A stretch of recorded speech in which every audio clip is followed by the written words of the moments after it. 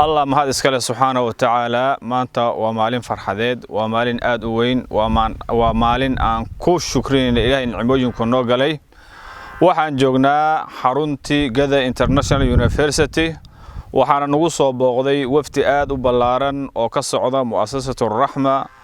oo madaxdii fulinta iyo umanadiiba ka kooban wafdigaas oo u imaaday in ay maaragtay u kuurgalaan meesha ay jaamacadda xalkeeda u marhaya haddii ay dhismo tahay iyo haddii waxbarasho tahay iyo haddii dhinac walba ay tahay kuwa oo insha Allah maalmaha ay joogaan in badan in soo gudbin doona warbixinta iyo meelihii ay wax marhayaan warbixin waafi'eena siin doona dadkii xoolaha la soo baxay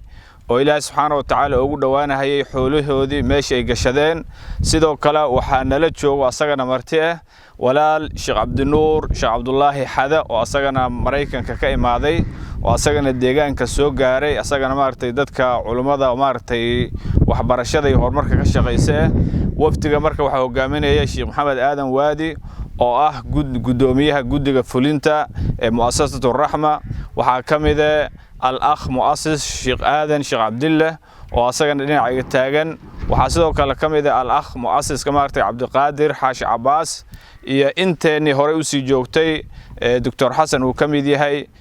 Sheekh Abdirasaaq uu kamid yahay Ustaad Cabdiwali ay kamid yihiin maanta waa maalin farxadeed waa maalin aad u weyn sababtoo tahay walaalahan oo in badan dibadda iyo qurbaha iyo meeshan ka maqnaa ayaa maanta indhahooda ku arkahaya wixii ay in badan u soo shaqeynayeen ayaga iyo walaalaha ka dambeeya ee ayagoo ka sii fog xoolahoodii iyo naftoodii iyo fikirkoodii soo bixiyay insha Allah qof walba wax ku darsadayna waxaan alla uga rajaynaa maalinta qiyaama inuu ku darma sab'atu yudhilluhum Allah fi dhilli yawma la dhilla illa dhilla hadana waxaan ku soo dhaweynayaa al-akh Sheekh Aadan Sheekh Abdullah Diiriya tafaddal mashkuuran ilaahay baa mahad iskale maanta oo ay taariikhdu tahay 5 bishii January 2021 maalin talaada ah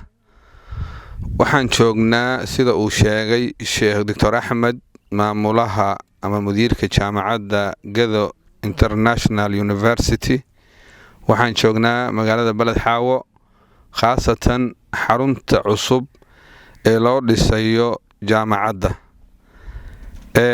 wax badan ama maalmo kala duwan ayaan filayaa in aad ka aragteen social mediaha ama golayaalka Ar-Rahmo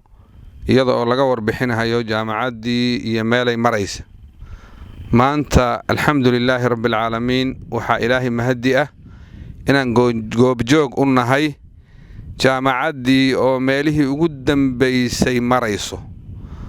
gabagabadii ugu dambeysay marayso fayska koobaad ama qaybtii koobaad oo insha Allah aan rajaynayno mar aan dheerayn in ay ka soo bixi doonto jaamacaddu dhulka kirada ah oo dhulkan loo dhisay ay ku soo wareegi doonto dhismaha waa ku soo wareegnay waa sida aad arkaysaan waa 2 dabaq qolqol baan u galnay runtii waxaan aragnay dadaal aad u weyn iyo maal aad u badan iyo waqti iyo maskax meesha inay gashay waxaan runtii u tahniyadeynaa oo u ducaynaynaa oo u bogaadinaynaa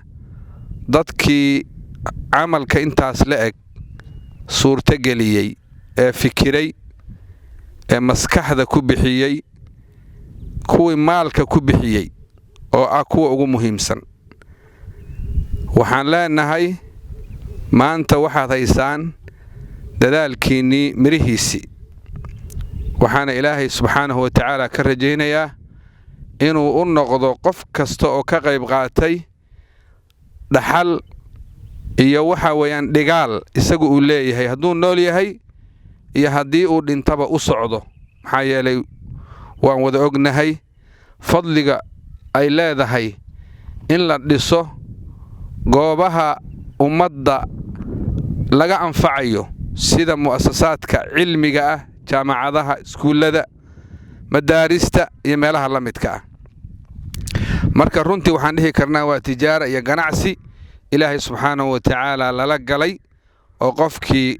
maanta halka wax gashaday aan ilaahay agtiisa uga rajaynayno khayr fara badan adduunkana inuu ilaahay subxaanahu watacaala ku xifdiyo. sida aad walaalayaal arkaysaan waa gabagaba jaamacaddii waxay maraysaa meeshii u dambaysay. nin culimada ka mid ah hadda ka hor wuxuu ka warramayaa mashruuc la soo dhisay oo meel fiican marayo oo uu ka baqay inuu halkaa ku istaago. marka tusaale bixiyo wuxuu yidhi fuusto ay wuxuu yidhi biyo ka buuxaan ayaa meel dallacaad ah wuxuu yidhi inta la soo riixay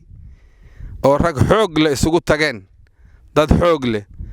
ayay wuxuu yidhi riixeen oo dilaandaleeyeen. dhakadii kore hadday mar saaraan waa istaagtay soo ma ah. waxay markii ay marayaan buu yidhi meeshii u dambaysay oo yacni maaragtay dhakadii agteeda ahayd yee xoogaa hakad gashuu yidhi. wuxuu yidhi markaasoo kale waa khatar buu yidhi, waa khatar inay dib u soo noqoto. waxay marka u baahantuu yidhi halaanbey hal mar ah oo halaanbey inta la qaado la isugu tago hal mar meeshaa la saaro. waxaan leenahay hadda walaalayaal waxay u baahan tahay hal mar oo la isugu tago oo runtii waxa way la gabagabeeyo. waxaan mahad ballaaran u celinaynaa dhammaan una ducaynaynaa walaalihii ka qayb qaatay oo xoolahooda bixiyey dal iyo dibadba. haddeer waxaa noo socdo dhismihii yacni waxa weeye hool cusub oo jaamacadda loo dhisayo oo hoolkii shirarka iyo ardaydu markay qalin jabinayaan iyo maaragtay lagu shirin lahaa oo lacagtiisii bilowday ay bilaabeen nimanka walaalaheen ahoo maaragtay muxsiniinta ahoo reer Norway sidoo kale reer Ohio oo dhagaxeedii iyo maaragtay subkeedii haddeer uu idiin muuqdo.